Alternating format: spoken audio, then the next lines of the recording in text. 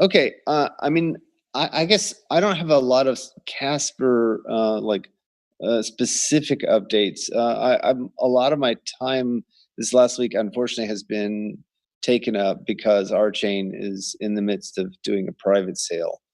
Um, or where the private sale hasn't started, but we're gearing up to do a private sale.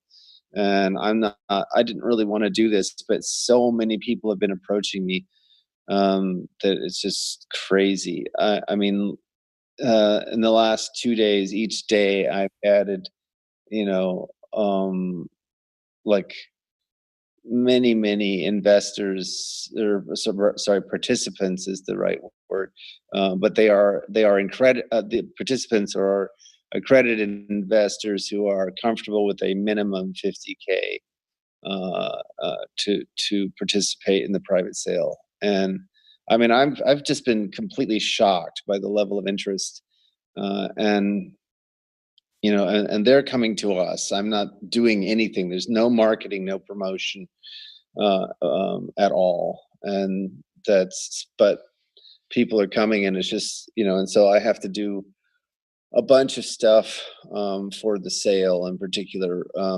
we're doing a lot of stuff around KYC to make sure that the investors are who they say they are. Um, and uh, and we've had to make some decisions about, like as you mentioned, Christian, last time we spoke, that a lot of projects sales are getting hacked, their websites are getting hacked, and so we're having to do a lot around security and how much touch is involved, because the sale is involving much higher um, uh, uh, you know amounts per party.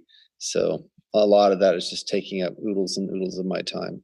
But Mike and I have been going over some cool stuff with respect to the virtual machine, which and that conversation is directly related to Casper, because our virtual machine is one of the things that we're going to be replicating using the Casper protocol. So we could potentially talk a little bit about that, and kind of go over what's been going into our recent technical debates and discussions and investigations with respect to the structure of the virtual machine, the implementation of the virtual machine.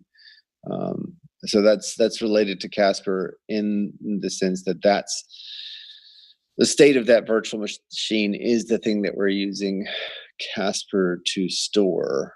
Um, uh, so we could talk about that. Mike, did you want to talk about that at all?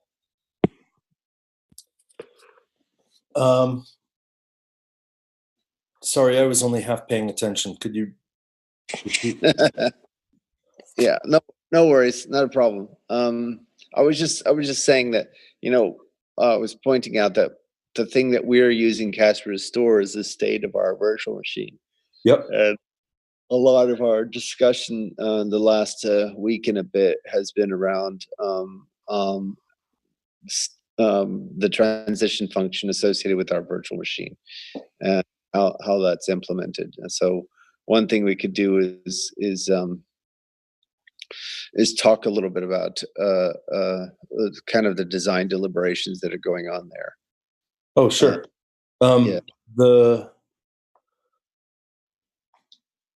The transition function at the moment takes a sequence of opcodes. We need to use the seq data structure in order to do jumps forward and backward in what otherwise would be a stream. Now, if we have a stream, we can sort of memoize it, read from the stream and store all of those values. And then we can jump backwards by looking up the values we stored, or we can jump forwards by reading in more and filling in the thing until we get to the point that we want.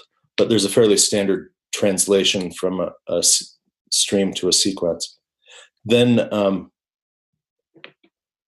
the stream of opcodes each of which has their own parameters, needs to be executed. The sequence of opcodes needs to be executed. So given that all we know about the sequence is that it is opcodes, we have to use a match case block to figure out what kind of opcode it is, and then we can do dispatch. And we have a couple of options there. One is to put all of the handler code in line in that match case block, which is what the original C++ code did. Another one is to have separate handler methods for each case and pull the arguments out and pass those to the individual handler methods. And a third is to use overloading and send the opcode itself to the handler. And since we know which particular opcode is being used, we also know which members it has. So for example, in op-nargs, there's an n member of the opcode. So the handler will say op.n rather than just saying n in the previous case, where it would be pulled out of the opcode before being dispatched. I think the way that Scala overloading works annotates the particular method name in the bytecode with the opcodes that are being used. So I don't think there's any overhead for doing the type-based dispatch with the overloading. I think Greg has been doing some performance measurements. I would be surprised if there were a big difference. One benefit to doing individual methods, different methods for each opcode, would be that we could treat op halt as a case object rather than a case class with no parameters. But that's a very minor benefit. Greg prefers the overloading approach, so that's what we're going with now. Currently, the main reason to do that for me is just to have a type signature that matches the transition function. That particular transition in the state machine that for the VM, and having this kind of type level correspondence is a part of lining up the proof of correctness with the implementation. So that's why I was leaning in that direction. But again, I am not stuck to that if it turns out that my investigations discover that there's a significant overhead to the method dispatch. In order to do some numbers, a few years back I did an implementation of Abramsky's intuitionistic linear lambda calculus machine using the approach that Mike was outlining. And so I just had that lying around ready-made. And so I'm instrumenting that. And that way I can just collect some numbers. And it's easy to convert from one style to the other. So, and that one is, the transitions are a lot simpler than the Rosette transitions. So that's why I was running the instrumentation tests on that. But yeah, I think Mike is probably right that there shouldn't be a significant overhead. I'm just so used to generic function dispatch being something that is very costly that I just want to be sure that it's not too heavy that way. Yeah, and it's one of these things where it is a trade-off between making the code line up with the proof of correctness as much as possible. So spec equals code versus making the code run at reasonable speeds, and that's kind of what we're analyzing right now. Um, cool. Was there any other updates that we want to give? I noticed we have Tim on. Tim, are you working on Casper? Hey, what's going on, guys? Yeah, no, I was just dropping in, seeing what you guys were talking about. Okay, cool. Still starting the protocol, so yeah. Yeah, sweet. No worries.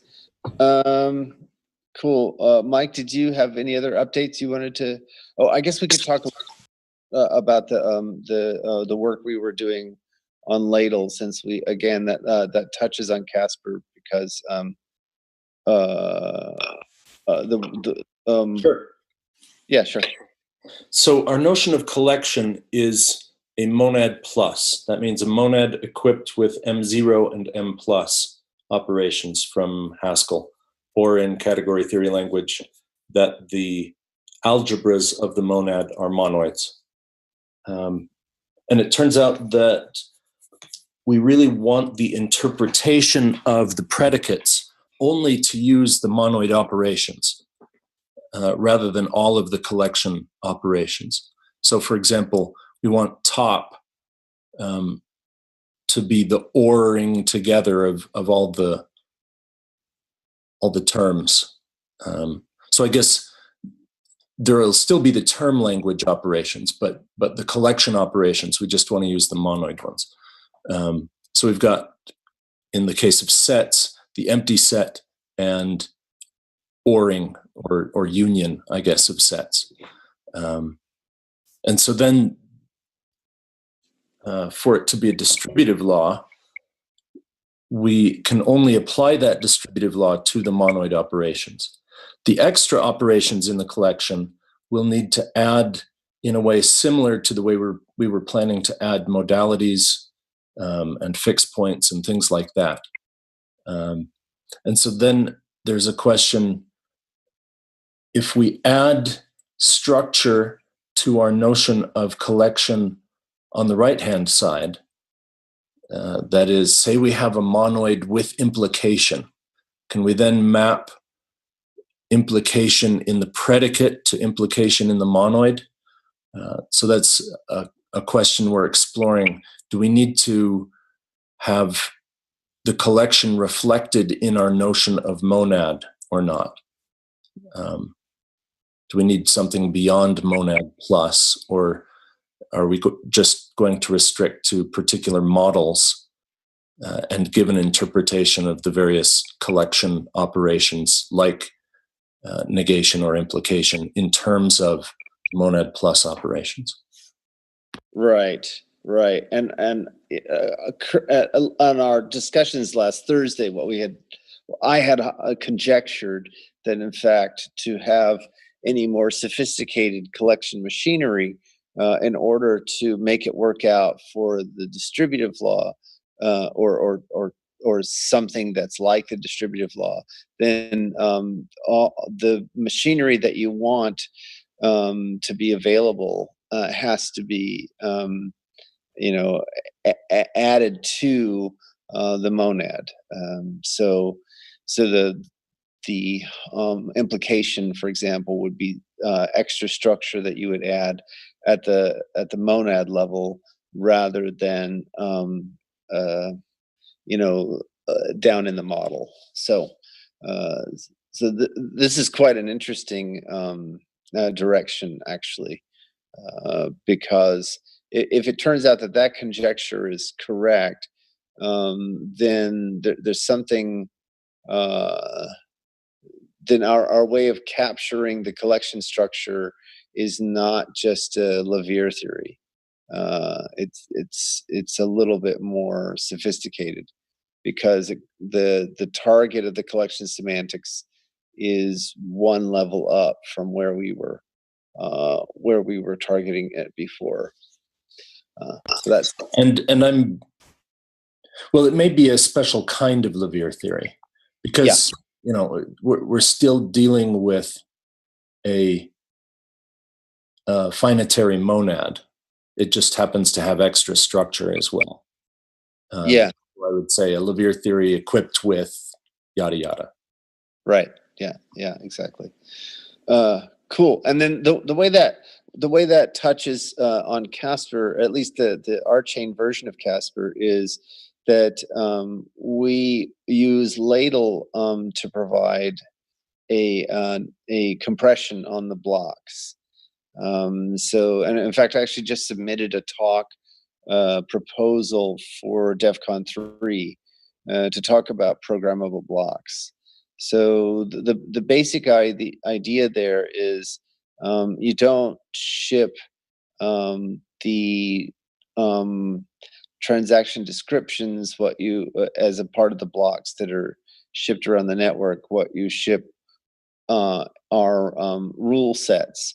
So one way I've been thinking about describing it is for people who are familiar with cron jobs, right? So the cron jobs can be described in terms of rule sets, which generate lots of tasks and not just a single task. So it's a similar idea here. So just you describe a bunch of rules which say which client transactions are permissible in this block. And then when you have several different validated proposals for the blocks, then you can combine the rule sets, and the rules are again these they're expressed as predicates in the ladle algorithm, and at a certain point you have a passel of client transactions, and they can be filtered using this rule set, and that's how that's the compression part. So you can either be thinking of them as being generated or being filtered, but the rule set represents stands as a proxy for all the transactions, and then different rule sets can be combined if they don't end up being contradictory. So one of the things that we're maintaining as a part of the ladle algorithm desiderata is that predicates which are contradictory, which are absurd, have a semantics of empty. So you can check fairly readily whether or not a particular rule set or a combined set of rules from multiple different block proposals it constitutes a contradiction, because the combined predicates end up being empty. And then you can run the rest of the Casper algorithm to select amongst to find the how do I say this? Yes, there's a maximal. There will be some maximal set of predicates which are consistent, and the maximality criteria has to do with sort of maximizing transaction fees for the subset that is consistent. And once you have, and there may not be a single one, and so the Casper algorithm, the betting part of the algorithm is utilized to select amongst those maximally consistent subsets of rules, which is the preferred proposal, so that they end up consenting on that. And now with these rule sets and the which can potentially expand out to like thousands or tens of thousands of transactions, that gives you a much more sophisticated way to deal with block size. So you get this high compression because you're only shipping essentially little tiny programs around, and then the programs are combined until you've sort of reached a nice stopping point, which and once you've had and then there's criteria for that, and then once you have this maximally consistent set of rules that then expands out to a set of transactions which correspond to the next block. So block size is now a thing of the past. This idea of a fixed block size is no longer the sort of thing that we're going after. And the rule sets themselves enable us to potentially have blocks. You know, when the blocks are shipped, the actual size of the communication is very small, but the size of the number of transactions that ultimately get committed can be very, very large, and that will give us much better throughput rates. So that's one of the applications where Ladle it touches on Casper. Let me just check and see that if that made sense to folks. Well, it makes sense to me, but I've been listening to you for years. Cool. All right. Well, that's it for our updates. I guess Vlad's friend Nate is unable to join us, and Carl is not here. So I guess that's it. We can yield back the time unless there's any further discussions. Awesome. Great. See you later. Yeah. So see you at 9. Yeah. All right. Bye. Bye.